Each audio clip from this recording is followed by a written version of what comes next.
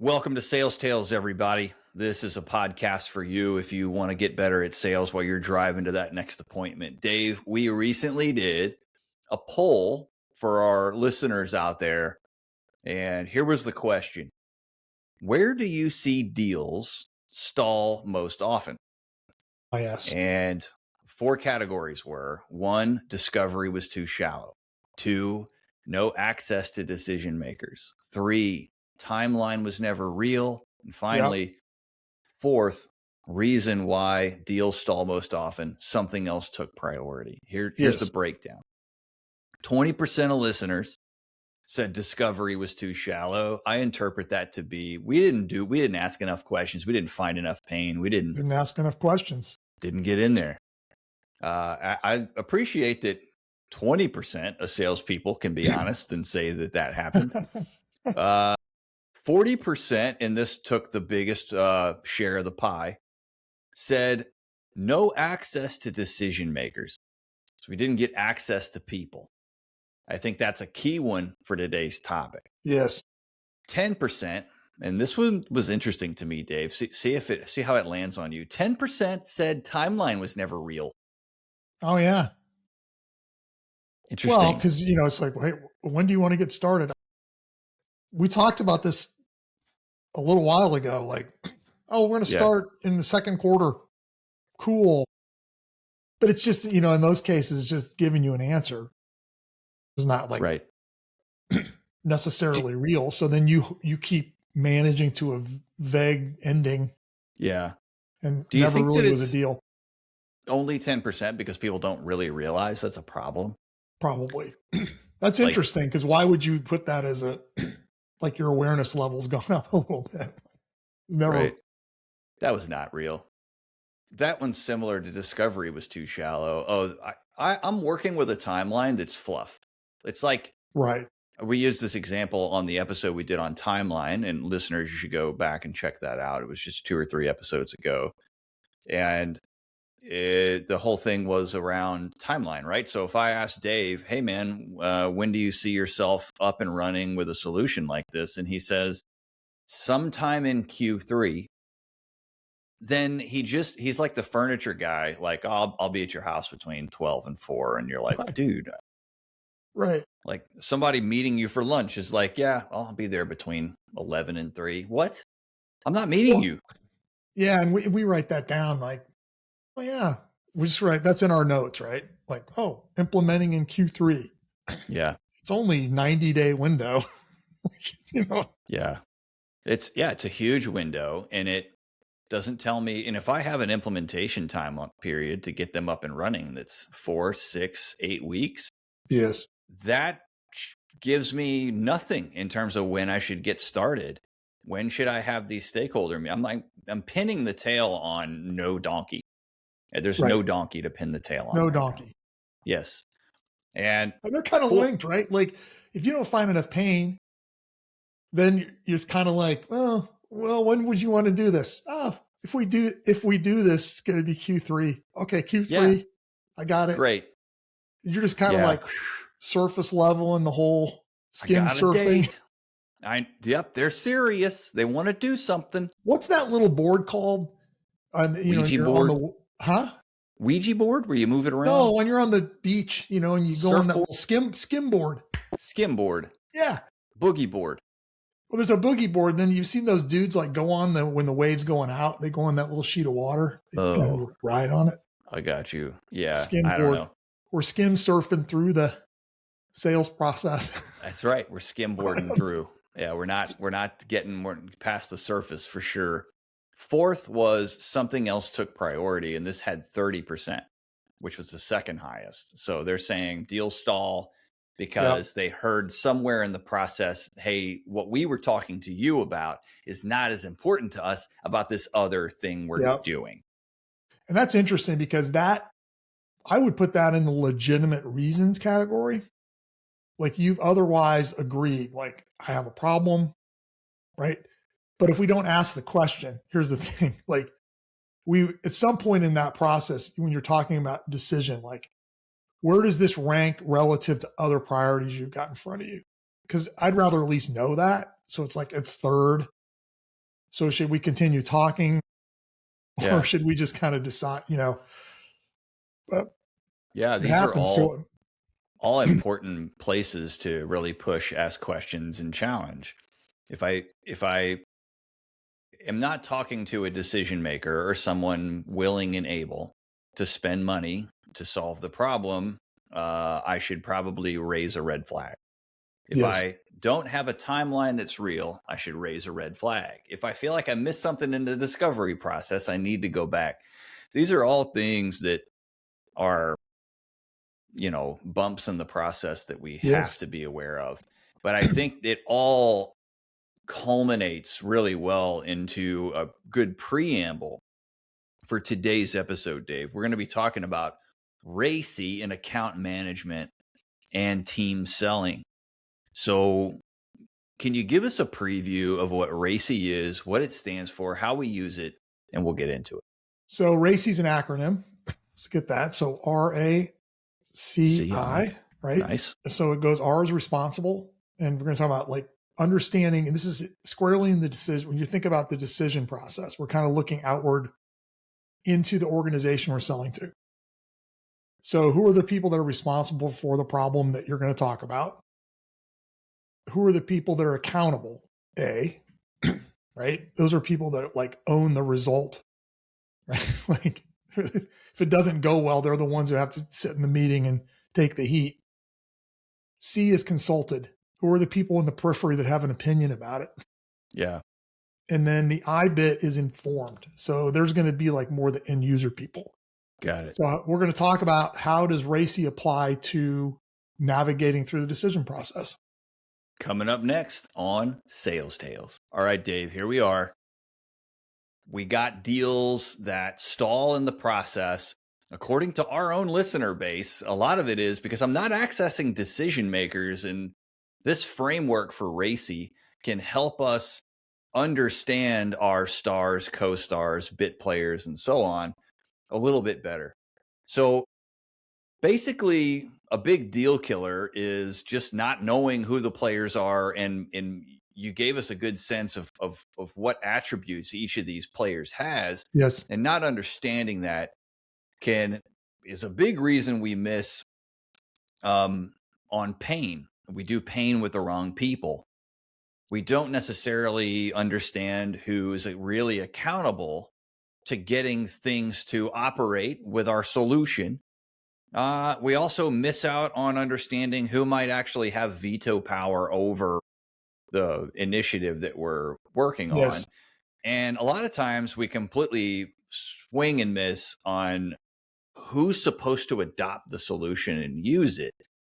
And I think RACI gives us a good framework to address that stuff. Yeah. So to get us kind of like further oriented, and we're in the decision discovery step, part, right? Decision. We found pain, got some understanding of the investment, and now we found some pain from somebody, right? So we're moving through and we're here in this decision process, and we're in the people part.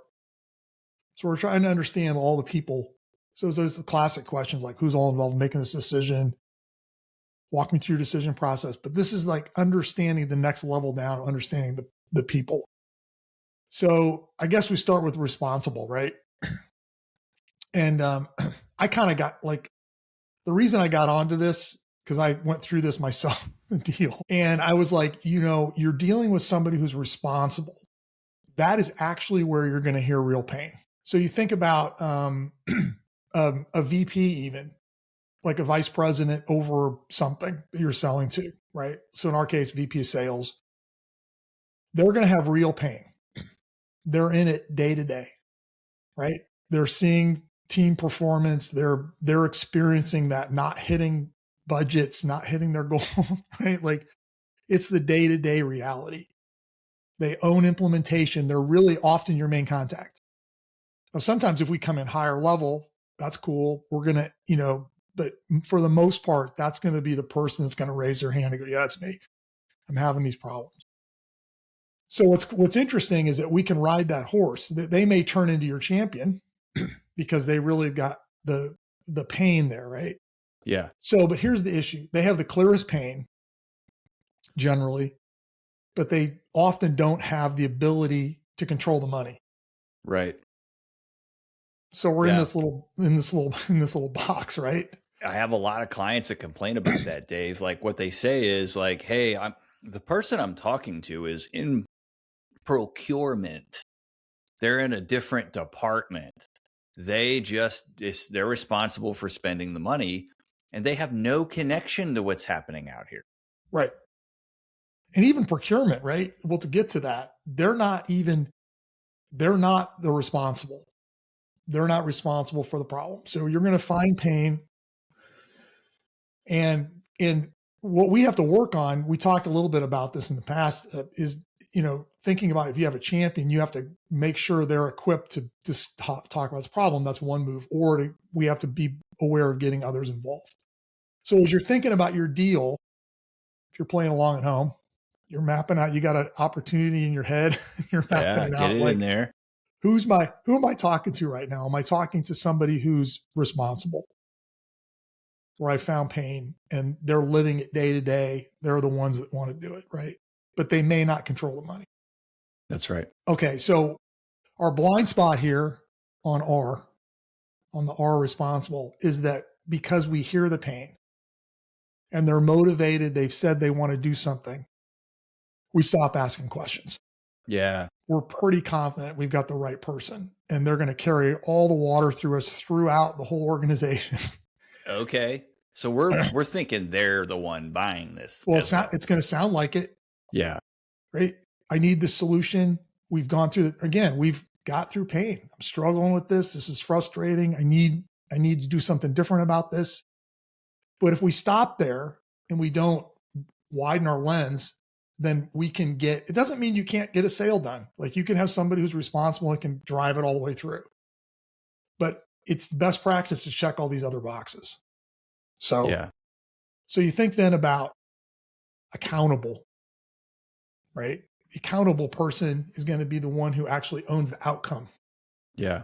Right. So they're going to be sitting you could say it's their boss. So it's going to be general manager, CEO, president, somebody who's at a higher level, they own the result. They're ultimately measured by success or failure. Right. So we're not hitting our revenue targets, or operational costs are too high, downtime's too high. They're going to own that higher level problem. Right. So, but here's the issue you have. If that accountable person does not agree that there's a problem, because they're not experiencing the day-to-day pain, right? So it's we have to transfer that pain. We have to make sure that we move that pain upward. So is it another conversation? Ideally what we coach is what? Get another no pain, meeting, right? No sale. Can we get the other people involved in this? Yeah. And have that dialogue. Right. Yeah. We want direct access. Ideally, right? Now, what do we hear? Oftentimes, well, I can't get, they're not going to give me that. Yeah. They don't talk to people like you. Exactly. Or that's not how the process works here. And we stay an arm's distance away. So we ask those two questions, they're too good. We get those objections, and really, they're objections. They're more just statements, but you have to stay in there. We've got to account for the person who's the person who's accountable for the problem, because that's where the money typically lies. The approval to spend the money to solve the problem lies, right? So how do you equip your R? Right? Well, you have to ask them questions. So who else knows about this problem or a solution to it? Yeah. Yeah. Who else could be affected? Who else is affected? I'm not saying that I need to meet with them right now. I'm just going to, who else is aware of this problem? Well, my boss and his boss and the board or whatever. Great. Are they also interested in a solution to this problem? Well, I haven't really talked to them about it yet. Oh, so this is just, you're just over here in this problem, right? That's right. Because what we don't know is what's that relationship? They're you just don't know as a seller. So you have to kind of think about. So as you're thinking about your list, if we're selling to 5 people, there's 5 people we know about, I would just go write a letter next to them. Who's the R? Right. Who's the R? A? So you're kind of mapping it a little bit.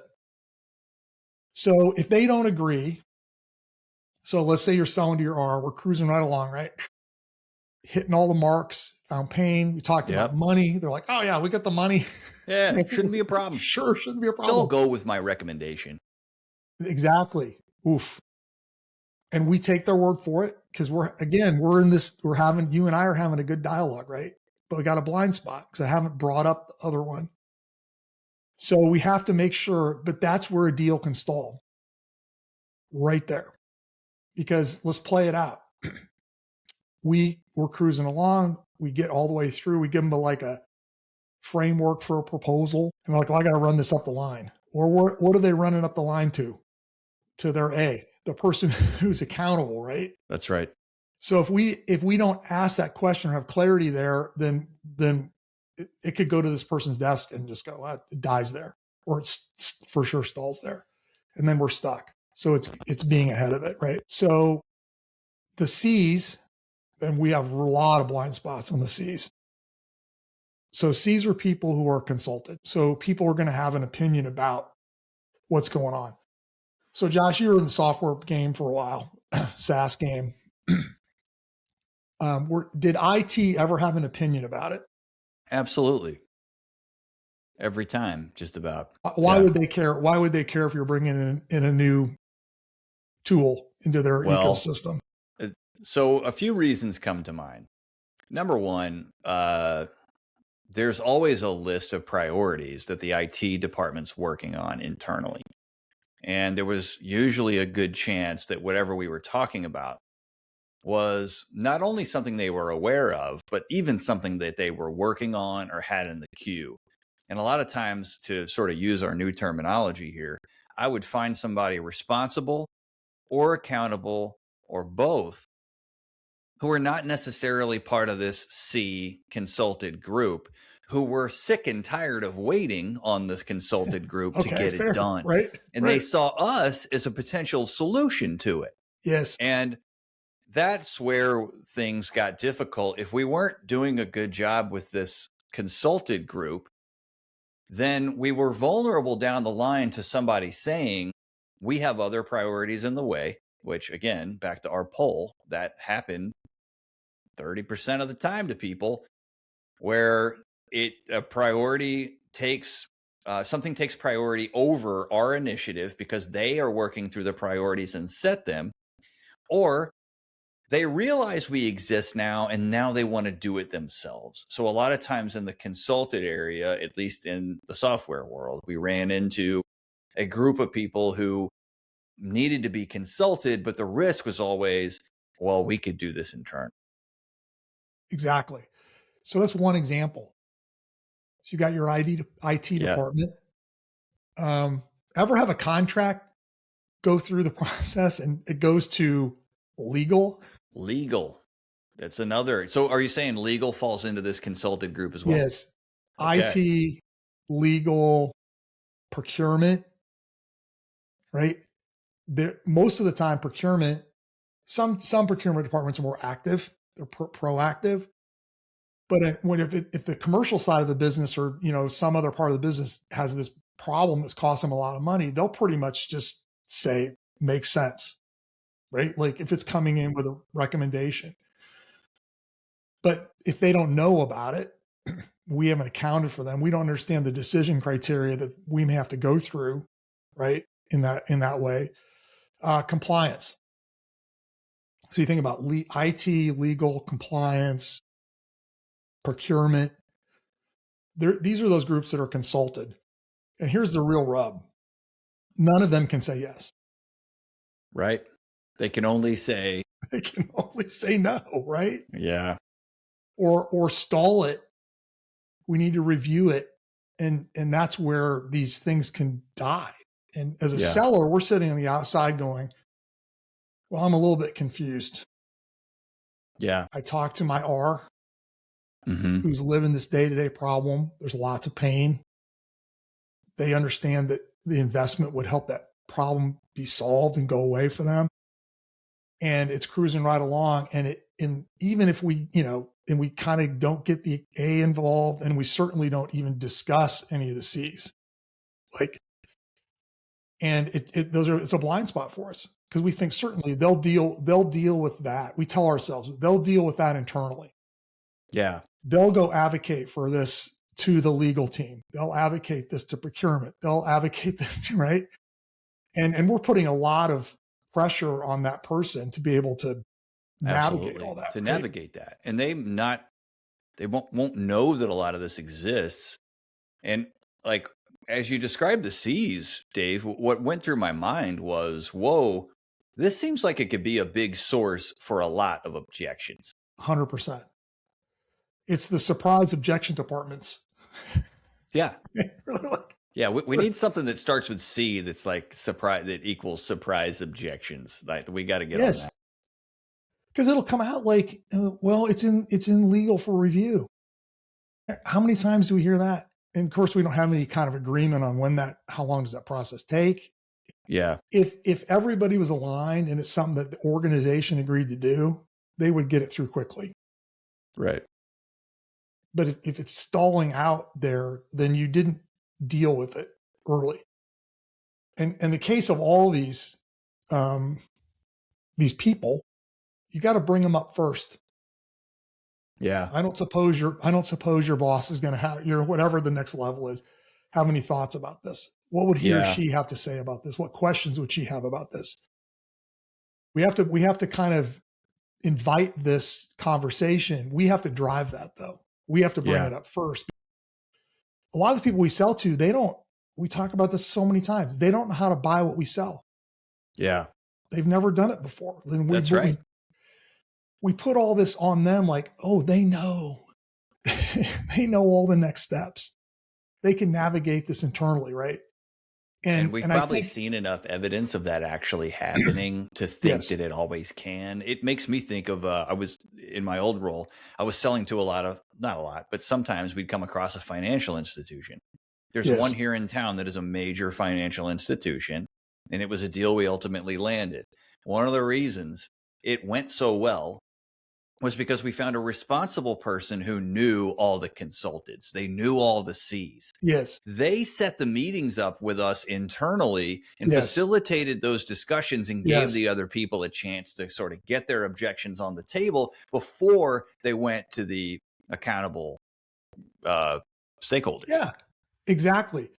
And in that case, they're bringing it up to you. Hey, listen, we got a couple landmines out here. We got to deal with you and I. And they're telling you like, but I'm going to get these meetings set up. But what does that tell you? That tells you it's happening a lot, right? Like there's always another person that we don't account for.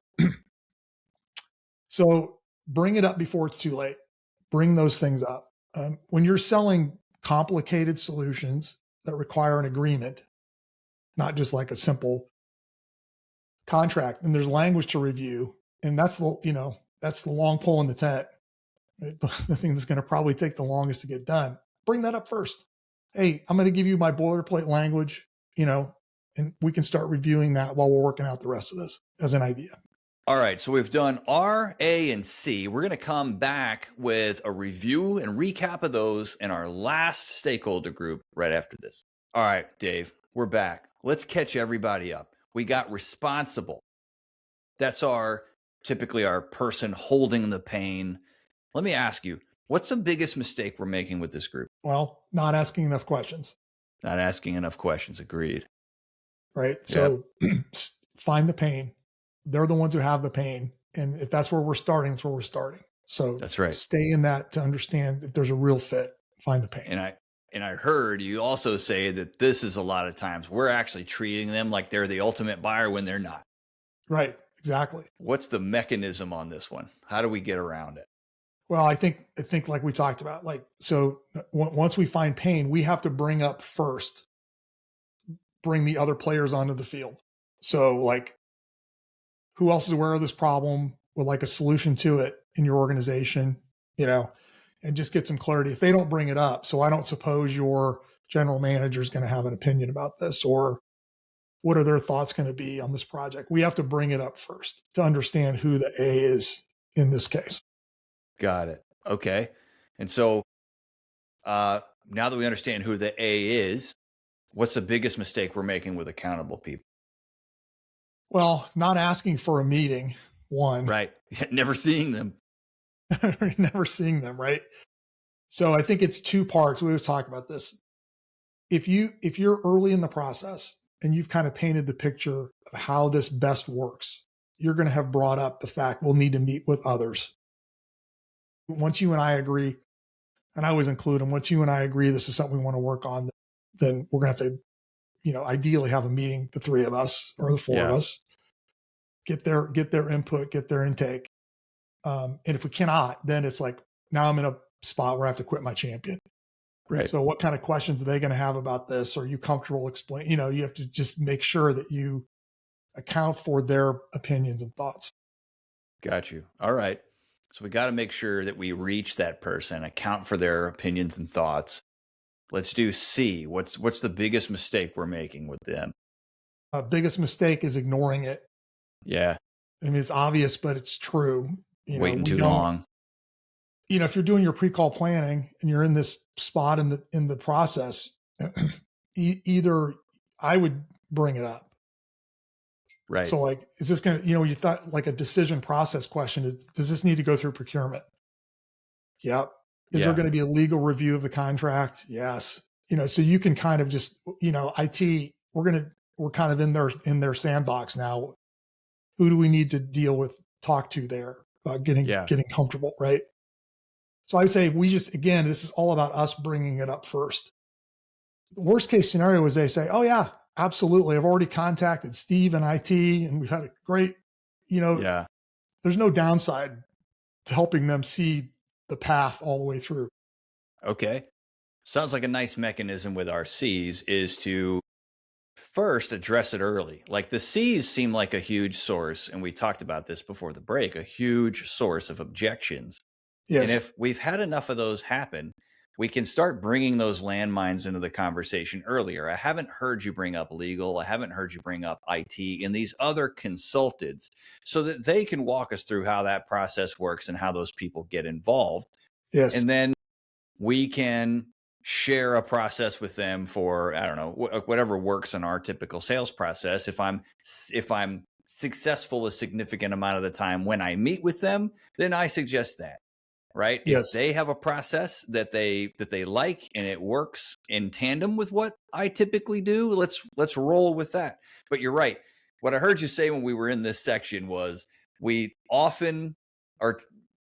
selling this every day. They may not have ever bought it before. So we got to sort of reach out into the future and bring them in on those landmines. So that's our RAC. Tell us about this last group, Dave. This last group were what we call informed. So they're going to be all end users, right? Okay. People that ultimately are going to have to use your support teams, the admin team, the end users of whatever problem you're solving. They're not decision makers really at any level, right? Yeah. But ignoring them at your own peril, because we don't know organizationally. You could have somebody who is a key operator, key end user. They've been there for 20 years. Yeah. And their opinion or their influence in the organization can be high. Like we've always done it this way for 20 years. Why would we change it now? And they're like, yeah, you're right. I don't want to upset, whatever. And I think you just have to kind of, again, it's the same kind of thing. Like just bringing it up. Like, your team, the teams that are going to be impacted by it, have that conversation because they can also say no. They can be a blocker for you, a tracker and a blocker. Yeah. If they're, this seems like the group that's going to most likely be afraid of change. Like they're going to have to learn a new system, get trained on how to use a new process, and really be affected in their day-to-day by whatever you're selling. And so if we think this is going to be a popular uprising, it's probably going to come from this group. It could be, right? Like, so how's your team going to perceive this? Be like, do you see how do you see this helping them? No matter what, Yeah. they're going to go through some kind of change. But if I can help my, ideally my A and my R navigate that a little bit, at least bring it up. They don't like, man, I hadn't thought about that.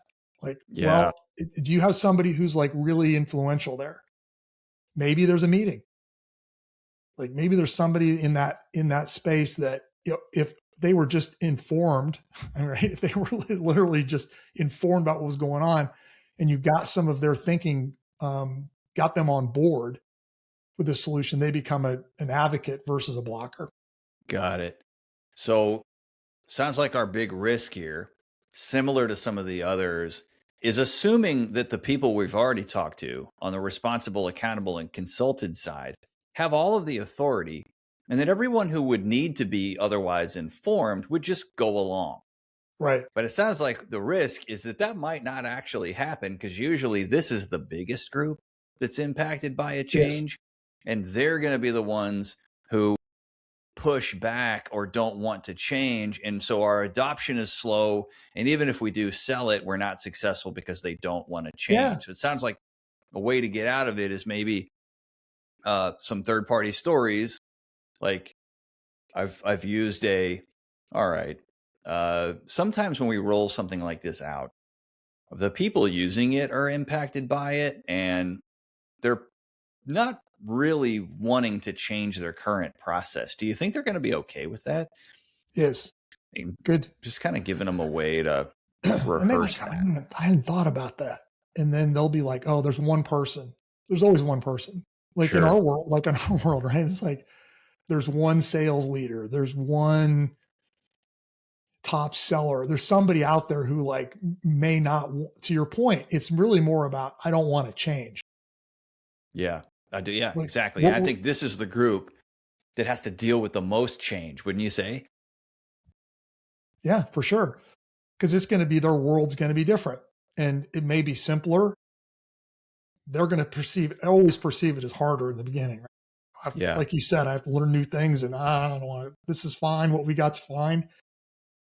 They may, because they're also not experiencing any of the pain, right? They're just in this like doing my job mode. So our responsible person is usually in the most pain and wants it to change and emotionally feels it. Yes. Because they're responsible for it. Yes. The accountable person may not necessarily be responsible for it, but they ultimately own the critical success or failure from it. That's right. And so they are accountable to what happens from the responsible group. Our consulted people may be an arm's distance away, but they need to be told what's going on because they have an operational impact on what happens and can carry a big piece of the influence on especially if there's a peer group there, right? So imagine like the person that you're selling to has a peer group in IT and legal and rate. There's gonna be that dynamic too. Right. Everybody you sell to is on a team. Yes. And that team's going to have, and it sounds like what you're saying is a lot of times the people on that team are the consultants, right? And what was our top of the show? What was our poll? Our poll said no access to decision makers was number one. Number one. And that part, and then the priority part. Yep. When we find out that somebody else in that team, in the had a bigger priority and had more influence over that decision. That's it. Yeah. So we just have to be focused on surfacing that. Got it. And in our informed group, this is usually the largest group. These are the people actually having to adopt whatever's change or whatever the solution brings. So with that bow put on RACI, what are a few words you'd say? That kind of looks like we've given people a nice framework for how to understand the decision-making process and how to channel our questions into the right places and recognize when these people are the same and when they're not. Meaning we could perfectly well have a deal where my responsible and my accountable person are actually the same person. But there's other times where there's not. And when you're selling complex enterprise solutions, you're typically going to run into different people rolling under each of these categories. But let's flip it around just at the end of the show for our last couple of minutes.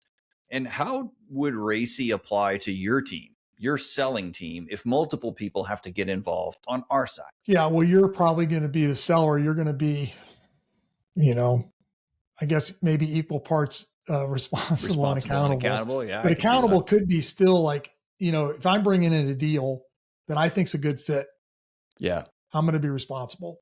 I'm responsible for it.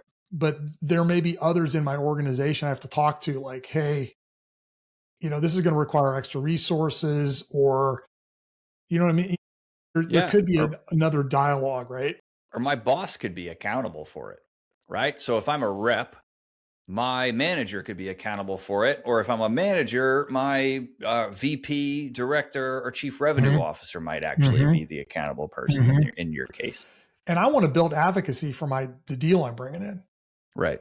Right. So, because especially if we're, again, depending on complexity, right? Like it's going to require me to get extra organizational resources ahead of somebody else, perhaps. Like, because sometimes sellers are competing for resources, that's right.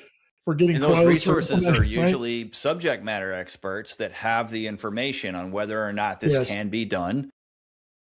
Right. I was reviewing a call yesterday for a seller group that I have that sells very complex implementations in the healthcare space. Yes. That are, hundreds of thousands, if not millions of dollars to pharma and biotechs all over the United States. And they have to insert themselves into a really complex series of activities related to the commercialization or development of a drug as it makes its way through that process. Simple stuff. So all kinds of all kinds of stuff.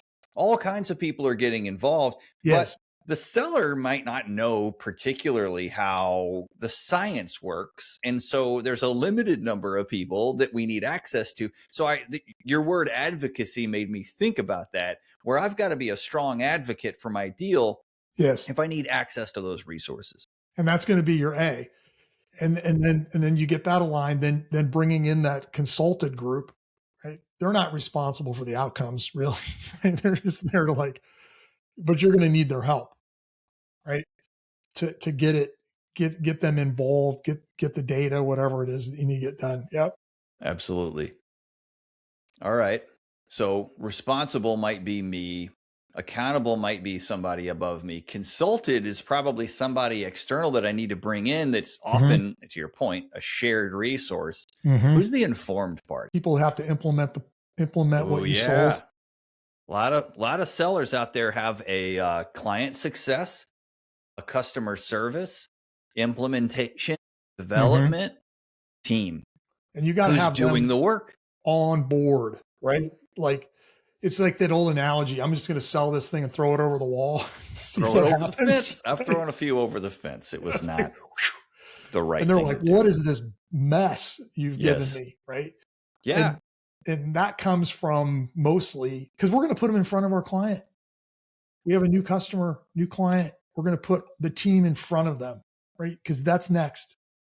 So have you, done, maybe there's a meeting to be had when you hand it off to the team and just make sure that everybody's on board and engaged and, they felt heard mostly, right? Yeah. That's it.